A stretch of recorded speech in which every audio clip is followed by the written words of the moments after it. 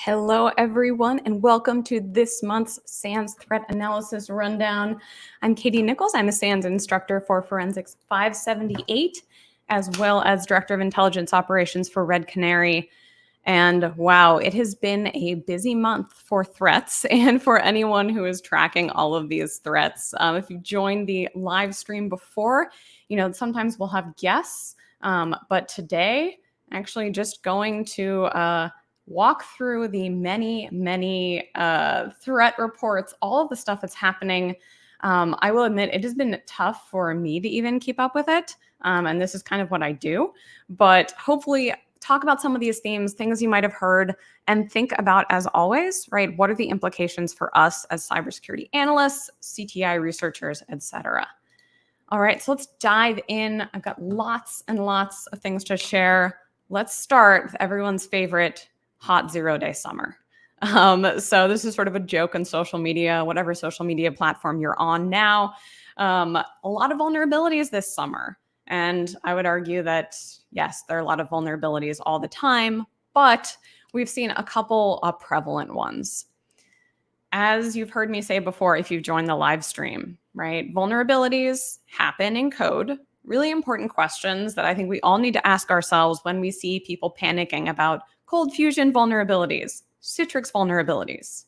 First off, go to trusted sources, right? And we'll share in the chat some different trusted sources. One org that I really trust, Gray Noise, they have for free tracking of different vulnerabilities they have visibility on, right? So whenever there's a new vulnerability that comes out, for example, the Citrix, ADC, and NetScaler vulnerabilities, right? They will actually track, okay, how many attempted scans or exploits are we seeing for this vulnerability? That's one great source, right? Which can give you a sense of, I think, the first big question for any vulnerability, is it being exploited in the wild, right? But not just is it being exploited in the wild, how prevalent is that exploitation? And that's where a source like Gray Noise or others can be really helpful, right? There's a huge difference if a vulnerability has been exploited to target a single organization by some state-sponsored actor versus everyone, all of the adversaries are scanning and exploiting it. So that's the first big thing, right? Think about how widely is it being exploited and what are the details of that exploitation, right? It's really tough sometimes. Some of you probably feel this who are on the detection and response side. Like, we all want to know, cool, how exactly are adversaries exploiting this NetScaler vulnerability? And why that matters is it's not enough to know just, okay, it's being exploited in the wilds. If you don't know how that's happening, it can be really tough to know how do we as analysts try to detect it, right? So the most fundamental question, though, for any vulnerability is, does this actually affect us, right? I see a lot of people, it's 0-day summer, right? We all want to freak out about the 0 days. But for these examples, if you don't have any Citrix appliances, if you don't use Adobe Cold Fusion, like maybe you don't need to panic as much about these. Of course, we have to think about, do we have connections to other orgs who use those? But, right, something to be cautious of. So vulnerabilities, figure out if you have the software, figure out, is it being exploited in the wild? How broadly is it being exploited? And then the details of exploitation, right? So for this example, There were actually 3 vulnerabilities, I believe, in Citrix appliances. Now I think they're called NetScaler, right? Formerly Citrix. A lot of people are calling them Citrix. So super exciting when after these vulnerabilities were released, CISA actually released this report on the details of the exploitation, right? Why this is so helpful is, again, that if we don't know how they're exploited, it's really tough for us to know what to look for. Like, cool, just go look for your Citrix appliance to see if there's signs of exploitation. Tough to know. So helpfully, CISA released this report, and I will say, if anyone from CISA is watching, really detailed report. Right, as many of you know, I used to be on the MITRE ATT&CK team. Love that people map to MITRE ATT&CK. Some people stop at the technique level. Not my favorite. You've got to know the procedures, right? Exactly what are the details of what happened. And right, CISA not only mapped to MITRE ATT&CK, but gave the specific details. They viewed these specific configuration files, right? Queried Active Directory via LDAP search. What exactly did they query for? So lots of details in here. The important thing to remember, though, if you have Citrix appliances, a lot of people think, okay, cool, they're using these attack techniques. Like most of my security monitoring would catch this. Not necessarily, right? The challenge, and this is pointed out at the bottom of the CISA report past all the beautiful MITRE ATT&CK tables, right? You actually need to log on, in this example, to ADC, that Citrix appliance, and use their shell interface to look for if that appliance has been compromised. There's probably an exception somewhere, but I will say by and large, endpoint sensors don't usually run on these appliances. And so if you're like, cool, no problem, like our existing network monitoring will probably catch this, it might not, right? Where you might catch something is if adversaries try to move from the Citrix appliance to the rest of your network. But you obviously want to try to catch it a little earlier. So if you have a Citrix appliance, these are great suggestions from CISA going in, running these checks, like trying to do some investigation. Is my Citrix completely pwned? And then, of course, to state the obvious, if you have a vulnerable appliance, you definitely want to follow the vendor's recommendations for updating it. So vulnerabilities, scary. Don't worry, you can patch against them. Most of the time you can investigate, etc. So Citrix one, I know that there's been increased adversary interest in this one. It's always nice to have multiple sources, right? Multiple sources of information about whatever exploitation's happening. So also Mandiant blog post. We're going to talk about a lot of Mandiant blogs today. Anyone at Mandiant, like, I don't know how y'all do it, but you're pumping out blogs like it is your job. And I imagine you have many jobs, but this one was helpful. Talked about, again, what exactly did adversaries do during the exploitation? Because it's not really enough to know, cool, it's exploited in the wild. What did they do? So again, if you have Citrix appliances, take a look at these resources. A lot of things you can look for, and some great Mandiant malware names as always. So that is on the Citrix vulnerability side. There have been so many that can't even list them all, right? Others in Cold Fusion. It seems like every day there's a new vulnerability. But again, remember, do we have the software that's affected?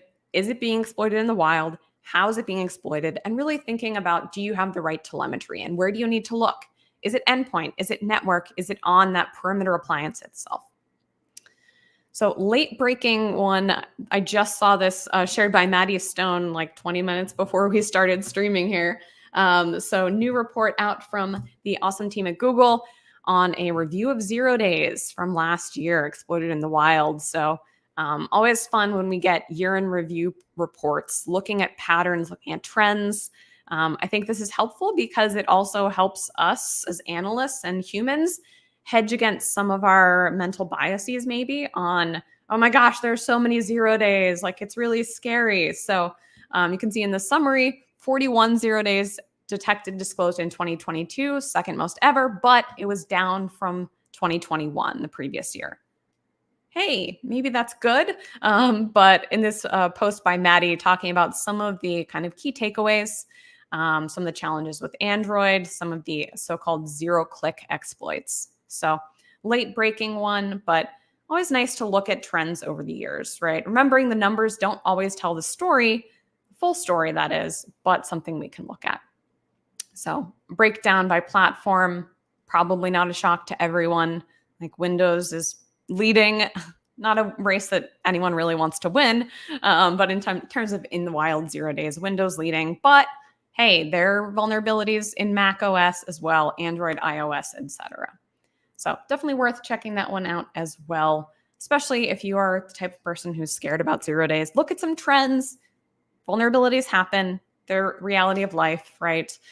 Respond to them, patch them, and just know how adversaries are exploiting them, right? That's the key message on vulnerabilities. So don't fear. There are going to be more vulnerabilities. It's hot 0 day summer. So for the next one, don't panic. Just think about how you might be able to detect that exploitation. That's the key.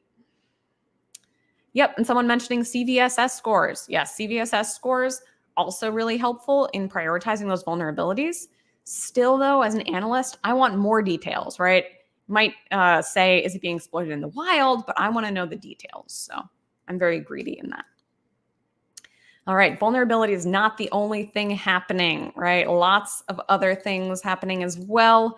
Moving over to this blog post from Microsoft, cryptojacking. So this is a really interesting area because I found so many adversaries are doing crypto mining, like stealing resources to mine cryptocurrency.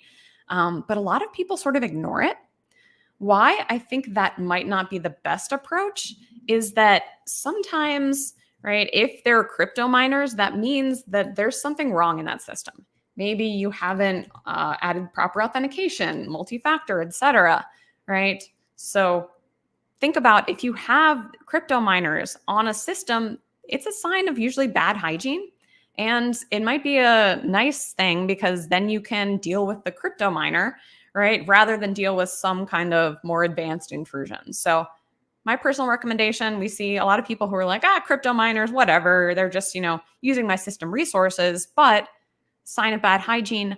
Also, they can cost you a lot, right? That's one thing that Microsoft points out here.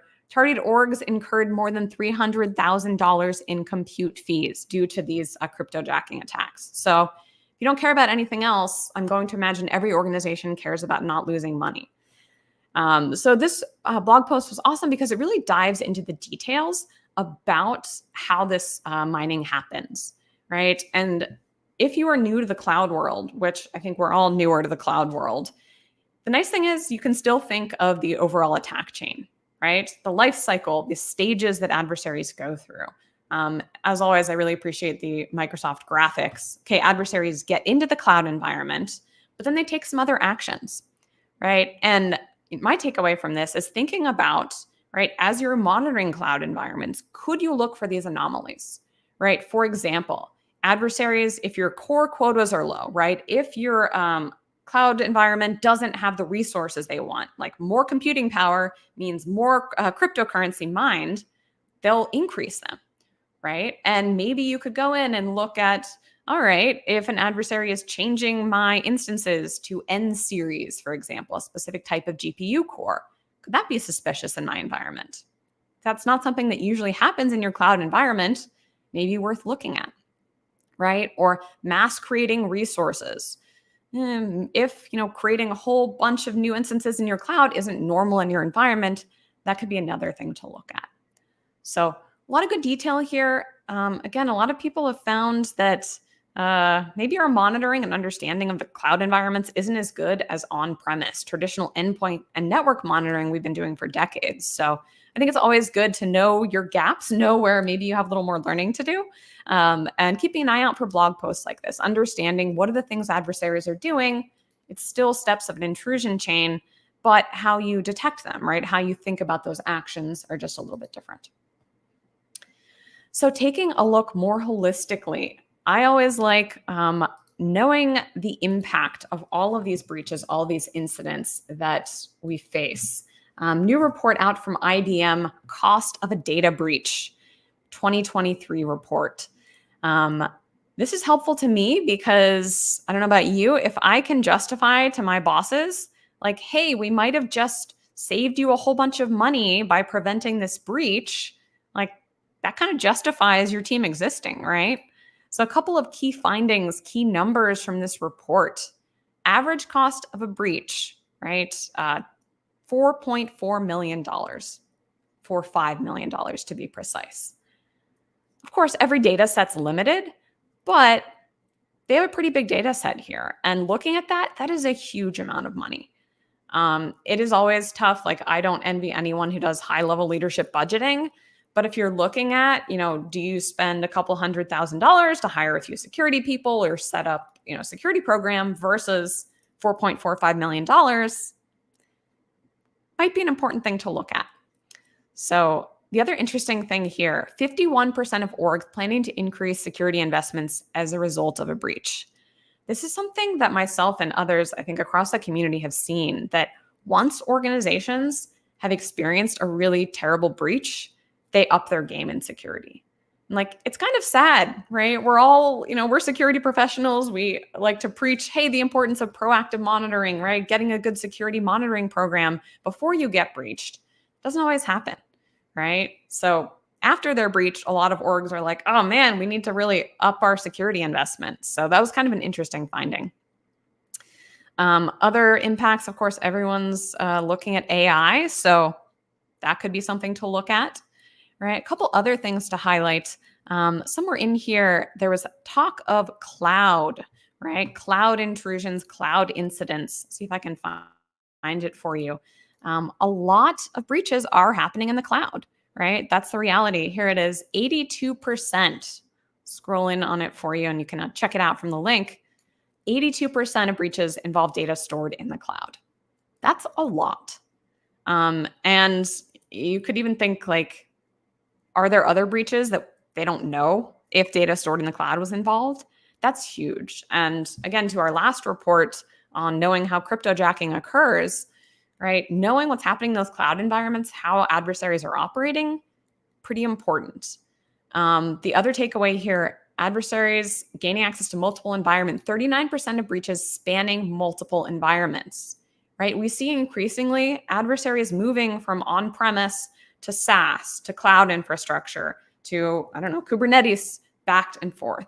And I think that we as defenders maybe are a little slower than the adversaries sometimes to get good at pivoting between these different sources across cloud, across on-premise environments. So great report, tons and tons of insights here. Take a look at this one, especially if maybe you're trying to make the case for, why it's worth investing in a security program.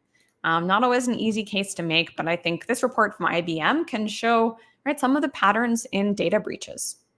So that's a great one to check out. Another roll-up report, and it's so fun. I love the annual reports, and these, if anyone's done one, they take a lot of time to put together, but it's so cool because, right, IBM looks at data breaches, VirusTotal has a lot of malware that they look at. This was a neat report talking about what are the most common malware formats, delivery techniques that VirusTotal has seen in their massive, massive data set of malware. A couple things are surprising here. So some things not so surprising, like email, still used to spread malware. Yes, that makes sense. A couple things that stuck out to me, OneNote attachments in particular, and then links that led to OneNote. We saw sort of an early surge in this early 2023. So those are still pretty prevalent in VirusTotal's malware corpus. Good news is OneNote, malicious activity spawning from OneNote, there are a couple simple things you can do, right? Looking for weird process lineage, like should PowerShell be coming from OneNote? So as always, as you're reading these reports, I think it's good for every org to be thinking about what can you action out of this, right? Okay, OneNote. Would we detect weird OneNote execution? Other things, traditional file types, Excel becoming less popular. It's a little sad, but maybe not so much. So much Excel-based malware in the past. But interestingly, one file format that is still popular, PDFs. It's decreased a little bit, but still really prevalent. This is consistent with what I've seen as well. A lot of different adversaries still use PDF formats, so don't overlook some of these older formats as well. Another file type to pay attention to, ISO files. SANS uses ISO files to distribute course materials, right? They're really helpful, distribute a lot of data at once. But part of the fact that how they work, right? often they're distributed as compressed, take up less space. That bypasses a lot of scanning from maybe your email gateway appliance. Adversaries know kind of how we defend, how our tools work. And so ISOs, still a file type that I know my team has seen pretty frequently being used. So again, thinking about, cool, how could we detect this? Sometimes it's confusing because when a victim mounts or clicks on an ISO file, it looks like a thumb drive, like it has, maybe drive name. So just knowing how would this look in our logs? How would these ISO files look if there was malicious execution there? And not a shock here. Adversaries like to masquerade, right? They like to pretend that they're legitimate software. Telegram, AnyDesk. I know my team has seen a lot of ChatGPT masquerading, right? Everyone's so curious about AI. Let's download all the AI. Gaming software is another one. We sometimes joke that like a really good security investment would be to give employees like a video game budget, and then they don't go search for video games and do sketchy downloads. So if you care about malware, this is a great read. Again, thinking about the trends, right? Maybe you have opportunities. How would we look at weird ISO execution, for example? But the good news is if you're looking for malicious PDF activity, still helpful, right? That is still something adversaries are doing. Cool. So comments coming in. Appreciate someone commenting. Your personnel, right? Your people are your first line of defense. Absolutely. And I think that's part of the takeaway here. The masquerading, right? Telling users, hey, a lot of these things, right? If you're searching for software on the internet and it's free, it's often too good to be true. So users not forgetting them as well as we think about the actionable takeaways. All right. Onward and upward to our next topic. No shortage of topics to discuss here. Jump Cloud. So Jump Cloud, product used for identity management access, etc. Recently had a security incident. So again, this is one that was really big in the news. People are like, oh my gosh, Jump Cloud compromised, panic. First question, do you use Jump Cloud in your environment? I know that finding an asset inventory is really, really hard, right? Keeping an up-to-date network map, not super easy. But the good news is sometimes if you go to your finance people, right? Finance people might be a great source of what software you actually have, you're paying for. So just a hint if asset inventory is tough for you. So if you're like Jump Cloud, everyone's panicking about this compromise, go to your finance people, ask them, do we use Jump Cloud? So Jump Cloud got compromised, as organizations do. It happens. I appreciate any org who shares information. And Jump Cloud not only shared some details, they also shared indicators, which is exciting. Then we have something we can look for if we are concerned. In terms of the impact, fewer than 5 customers impacted 10 total devices. So good to know that. Again, thinking about the scope of anything like this. And I confirmed everyone cares about attribution, of course. Not going to rant about attribution today, but I would say probably need to be worried about, malicious activity regardless of who is behind the keyboard. Sometimes it does matter. And in this case, they were able to attribute it to North Korea. So in addition to CrowdStrike investigating this, making that assessment, right, Mandiant also put out a blog post on this, supporting that assessment that it's likely North Korean actors. And again, this one made headlines, supply chain attack. In addition to 0 days, that's one of the things that our community likes to panic about a lot. But again, whenever there's a supply chain attack, you always want to think about, is this in my threat model? Okay, am I a Jump Cloud customer? If so, yes, you need to be very concerned about this. If not, less concerned, but maybe it's still worth reading this, understanding how this group operates, right? How maybe if they compromised another third party you were connected to, how that might appear in your network. So another great blog post from the folks at Mandiant attributed this to UNC 4899, North Korean actors, and talking about the overview. I like a good graphic, right? Spear phishing, that's how the Jump Cloud was initially compromised, tying back to, our last discussion on common email formats, phishing formats used, right? Then moving from the Jump Cloud environment into the customer environment. This is not the first time this type of attack has happened, but it's something that we have to continue watching for. It's not easy. And I've found that for any type of supply chain attack like this, sometimes analysts are the ones who sort of make it a challenge to investigate, because I don't know about you, if I'm looking at, some weird process execution, cool, that comes from Jump Cloud. I know Jump Cloud, that's something we legitimately have, software we have in our environment. As an analyst, I'm a lot more likely to just overlook that, right? So part of educating your analysts is question everything, right? Just because it's a legit tool, legit process, doesn't mean that it couldn't be compromised, right? We've seen this with all kinds of intrusions, Kaseya a couple of years ago, etc. So lots of details in here about how the malware executed in that customer environment. Mandiant has great malware names. I really like Stratofear, kind of a strong malware name in here. So taking a look at the host artifacts, this is also interesting and is a good read because the adversary targeted OS X machines. So yes, Mac machines can get compromised. It happens. I know, mind blown. Sorry, anyone from Apple who's watching. As we saw in the kind of 0-day patterns earlier in Maddie's blog post, yes, there were fewer 0 days in macOS systems, but macOS compromises do happen. OS X compromises do happen. And so if you have OS X machines in your environment, this is a good post to read, because I find it's a little bit rarer that we get insights in the wild into what's happening in these OS X intrusions. So thinking about, okay, maybe we're not a Jump Cloud customer this time, but if something similar happened in the future, right, could we look for similar behaviors? So this is a great one if you have OS X environments, or if you just want to learn more about how adversaries operate in those intrusions, or if this North Korean actor is in your threat model, is of concern to you. All right. So that is Jump Cloud. That's been one of the big incidents in the news lately. Moving on to some others, let's talk a little bit about what's been going on with Microsoft 365, with Outlook, etc. So series of things happening here, and it's been confusing for me. I don't know about you all, but there have been a few reports from CISA, from Microsoft, about different actors that came out within like a week or two. So pretty darn confusing, but try to separate these in our brain.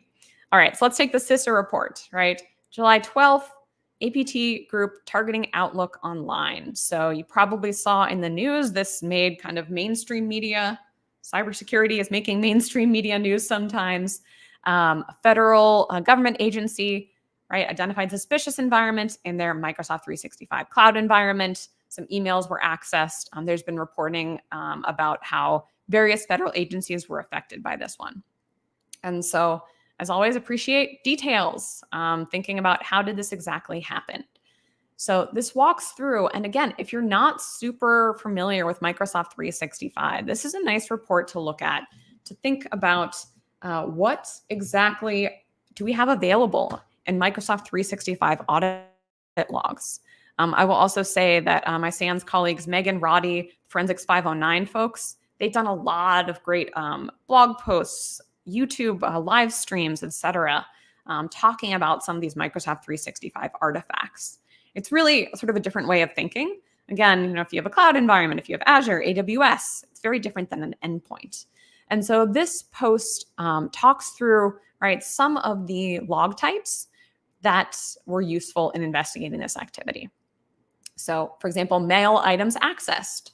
Makes sense. You'd want to know what mail items were accessed, and talks through how these adversaries exfiltrated information. So, interesting piece here, and this is where we get into some of the policy side. A lot of people came out after CISA released this report, right, saying, hey, mail items accessed events are only available if you have certain types of Microsoft subscriptions. I believe it was an E5 subscription. So I would essentially have to pay a little more if I wanted to try to investigate that. So no one knows exactly what happened, but it sounds like some folks from CISA chatted with some folks from Microsoft and said, hey, is there something we could do, be a little bit better to get people the insight, the log access they need to be able to investigate if they had a similar intrusion? So you saw this announcement from Vasuja Call, someone I'm a big fan of at Microsoft. They announced, yeah, we actually changed the logging that's available for different levels of Microsoft customers. Right? Talks about how log data is super important. So basically making a lot of the log sources that you used to have to pay extra for accessible to more Microsoft customers. Awesome. I think it's an awesome step by Microsoft, getting people more access to be able to investigate. However, I think the important thing that I would highlight here is that those log sources, right, having access to them isn't really going to be enough. You need to figure out how to use them, right? So this report, if you download it, take a look, they actually have some specific recommendations. What can you look for, right? Mail items accessed events. Is there a baseline you could set looking for anomalies there? So awesome that there's more logs available. As analysts, now that these are available, if you have Microsoft 365, go in and take a look and think about how you might be able to alert on these. Is there a threshold? Is there something that, right, a certain level you might want to alert on? So interesting example of how CISA, I think, is partnering. Public-private partnerships have been a huge part of their goals this year. Neat example of how log visibility expanded and how that could help in this specific exploitation. So worth looking at. We'll see what else we see in the news about federal agencies affected by this. So definitely worth paying attention to. Again, our jobs are not easy. We have to look at all of these different environments, be versed in lots of different log sources. So it's another one you probably saw in the news that might be interested in looking into further. Another one that's made news. Again, like so many of these things, and like I think I'm keeping them straight in my brain, but a lot happening. So this was a separate incident from Microsoft released some details of. The group is called Storm 0558, right? Unauthorized access. So first published, I think it was early July 11th, right? Microsoft talked about how they mitigated an attack by a China-based actor. It talked about Microsoft mitigated this, and then talked a little bit about how the adversaries did this. They used forged authentication tokens to access user email using an acquired Microsoft account MSA consumer signing key, right? So one of the nuances a lot of people saw in this first report was, right, the adversaries used an acquired MSA consumer signing key. Well, those keys shouldn't be easy to identify. And so a question that a lot of people had was, how did those actors get that key? Right? So take a look at this blog post. Again, as always, thinking about what are the TTPs? What did Storm 0558 do? How did they operate in a cloud environment? This is kind of a neat example. There are many things that analysts use as they try to make an attribution assessment, especially to a country. But one technique analysts can use is basically patterns of life. If you see adversaries kind of operating in a certain range of hours, you might be able to say those are working hours in a certain time zone. Not saying, okay, well, if it's in UTC -8 working hours, it's definitely Chinese actors. But again, it's one piece of evidence analysts can use as they try to build that attribution assessment. As always, thinking about, does this even matter to you, right? Targeted US, European diplomatic, economic governing bodies, right? Connections to Taiwan, Uyghur geopolitical interests. If you fall in that targeting, this is probably a very high priority for you. If not, maybe a lesser priority for you. So, good report to read through. The plot thickens, right? This has gotten interesting. So what happened is a little bit after, right, these blog posts from Microsoft were released, I think it was just last week, Wiz, another awesome security org, released this blog post talking about how that compromised MSA key actually could have a significant impact. And if you are a Microsoft environment, if you use Microsoft services, I think this is worth reading to understand what I would say is a potential risk, right? Talks about how Storm 0558 acquired this MSA key, used it to forge tokens, and it talks about the potential for how else that MSA key could be used to access other Microsoft environments. So a lot of details in here talking about the significance, what could be affected. Now, the kind of discussion in the public eye has been over, is the WIS assessment valid? And you might have seen, on social media, people are talking about this quite a bit, just to kind of share with you the different sides, right? WIS put out that report. Microsoft then came out saying that, what were the actual words? It was not well-founded, essentially. Maybe not a ton of evidence. Speculative and not evidence-based. One thing I would point out is that anytime we're making an assessment, especially as Intel analysts, we use evidence to make an assessment. A lot of what we're doing isn't factual. And so sometimes people could call that speculative. So I don't know there's a clear answer here. What I would recommend, anyone who uses a Microsoft environment, I think it's worth reading that WIS blog post, understanding what could potentially happen. At the same time, realizing maybe there's not clear evidence or factual evidence of that yet, but I think it's worth keeping an eye on. So if you've seen kind of some of the discussion of that, that's the gist of it. Some disagreement, but ultimately, I think what's most likely from what I've heard from other researchers, Microsoft's probably still investigating, trying to figure this out. And if you've been involved in a big incident response, you know that that is not the easiest thing to do. So if anyone at Microsoft is working this, good luck, hats off to them. I think it's worth paying attention to this, seeing how far this incident could go. I don't think that anyone knows for sure yet, but definitely watch this space, watch commentary from Microsoft, seeing if there is more behind this. So again, I like to present, here's what's going on. You form your own opinions based on the evidence that everyone's presented. But definitely worth watching as defenders.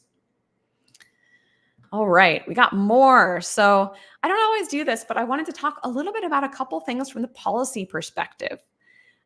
So I think that it's really interesting as cybersecurity practitioners to know what's going on with policy. And I'm going to focus more on US policy, but for folks in other countries, I saw we have someone in India thinking about your country's policies, right? What are decision makers creating in your government? What are the things that they're proposing? How could that affect your organization? And a lot of times, policymakers will open things up for public comment. That's a great opportunity to get involved, to share, hey, as a practitioner, here's something that I think is important. So keeping an eye out for policy as well. So you might have seen a couple of weeks ago, the National Cybersecurity Strategy Implementation Plan was released. So the National Cybersecurity Strategy came out a couple months ago, and it had kind of a high-level description. Here are the things that the Biden administration wants to focus on in cybersecurity. But this actually had some more details about specific implementations. So if you are curious, this is pretty long, but some of my colleagues over at the Atlantic Council summarized some trends. And then myself and a couple others from the community, you might recognize some of these names, some smart people, like Wendy Nather, many others, Chris Wysopal, one of the original Loft guys. We went through and just marked up, what do we think about these initiatives? So you'll see a lot of themes. Some of them as defenders, I think are kind of exciting. Disrupt and dismantling threat actors. I get excited about that anytime the government's like, yep, let's make adversaries have a really bad day. So that's one's interesting. Shaping market forces. So this is something where, again, governments realize that no one can go this alone, that thinking about asking private sector companies to build in security into their products, to have software bill of materials, SBOMs, things like that. So worth a look. Thinking about, what do you think of these initiatives? Do you think these would work in your organization if someone came to you and asked you to implement this or asked you to share information with the government? What do you think? I found that a lot of cybersecurity practitioners are scared to get in the policy side, but the reality is that it's helpful for policymakers to understand what it's like being a cybersecurity professional, right? Providing that feedback. So if you want to dive in, if you're interested in this area, I think it's really interesting to see just what initiatives have been proposed, thinking about how these might affect your team, your organization in the future. On the policy side, another thing, you might have seen this one come out. If you are a public company, definitely ask your leadership, ask your lawyers what's happening with this one. So the SEC has come out with a new rule saying public companies have to disclose breaches within 4 days. When this first came out, my initial thought was, okay, what does that mean? How do you define breach? Like, at what point do you have to report? When does the 4-day clock start?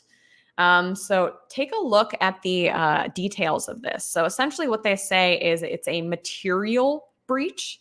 And I believe lawyers look, but the material definition is if it would impact investor decisions.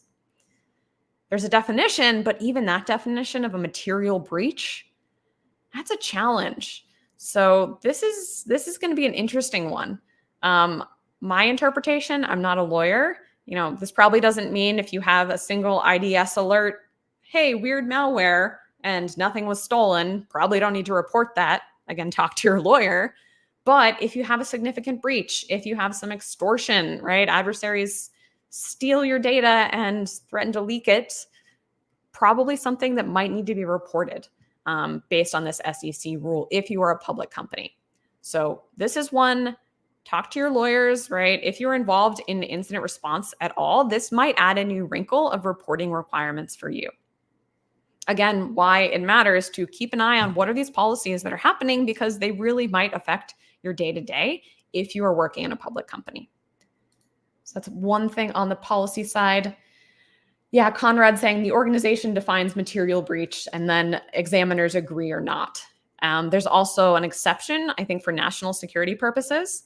So interesting. And this is, again, one where make friends with your lawyer. Call your lawyer if you're in doubt. Make sure your organization doesn't get caught up in this. Another interesting one, FCC, Federal Communications Commission.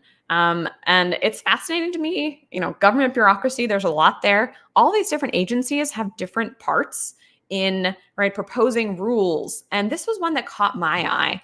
The FCC, a new proposal on trying to prevent SIM swapping. So SIM swapping, if you have tracked the group, for example, Scattered Spider / Octopus, you might be familiar with this technique. This is where basically adversaries are saying, maybe they call up an employee of my cell phone company or my cell phone provider, and they say, I'm Katie Nichols, and I lost my phone. Can you transfer my SIM to a new phone? And there are different ways that adversaries can do this. There's reports of sometimes they will actually go into cell phone provider stores, right, get access to those systems and do this SIM swapping. Like, that opens up a whole avenue for adversaries to gain access into environments, right? If you have someone's phone, you can get their two-factor authentication codes a lot of the time, right? Gain access into environments. And so SIM swapping, something that is worth paying attention to. The thing that kind of stinks from a cybersecurity professional perspective is that, there's not a whole lot you can recommend to organizations to prevent SIM swapping. It's very much something that falls on those providers themselves. And so that's why I thought this rule was pretty interesting, right? These are proposals for rules on making, SIM swapping more difficult, burden being on, those cell phone providers, the cell service providers to do this. So this is something might be kind of interesting, taking a look at this, what's proposed here, thinking about, is this a good idea? Is this not a good idea? A lot of details in here, taking a look at that. So SIM swapping, kind of an important thing to pay attention to. I also wanted to highlight, if you're not familiar with SIM swapping, something you might want to check out is this video. This is from SleuthCon. So SleuthCon happened a couple months ago. Awesome cybercrime focused conference. This presentation was from Jake Edmandiant, talking about Octopus, which is another kind of umbrella term for a bunch of different actors. But one of the many techniques these actors use is SIM swapping for initial access, also SMS phishing. These actors are pretty darn advanced. And so this might be a video worth watching if you want to learn more about SIM swapping, those techniques. There's also a bunch of other awesome videos that are available from SleuthCon as well. So you can check out from that link, the links to all of the other talks. All right, so just talking about a few policy things, right? From the Biden administration, from the SEC, from the FCC, again, with the idea that some of these policies might affect you as cybersecurity professionals, thinking about what those implications should be. All right, let's close out by talking about a couple of upcoming events. So the SANS DFIR Summit. This is an awesome event. It's in Austin, Texas. It's like a week away. Oh my gosh, time flies. July is almost over. So DFIR Summit, it's in person and live online. And so you can register for free. Just go to that page, register for the online summit. There's so many awesome talks. This is also a really fun one if you can make it in person. This is a very fun event, good networking opportunities. So DFIR Summit coming up next week. That's going to be awesome. And then if you really like to plan ahead, right, another one to look for, the CTI Summit. We've scheduled this. We have the dates. The summit is going to be January 29th and 30th, 2024, next year, in Washington, D.C., and live online. And so again, you can go in and actually sign up for that now. So we haven't opened the call for proposals yet, but I'll certainly be asking for proposals in future months. So those are just two of the summits. There are tons of others. If you are across the pond in the UK, Cyber Threat 2023, that call for presentations is open. So lots of other events, and most of these are live online, totally free to register live online. So if you want to know even more about all of the threats, all the types of things we've talked about today, great resources for you there. All right. Well, that is all I have for you today. A lot going on. Thanks so much for tuning in. As always, please stay well, and we hope to see you at a future live stream. Bye.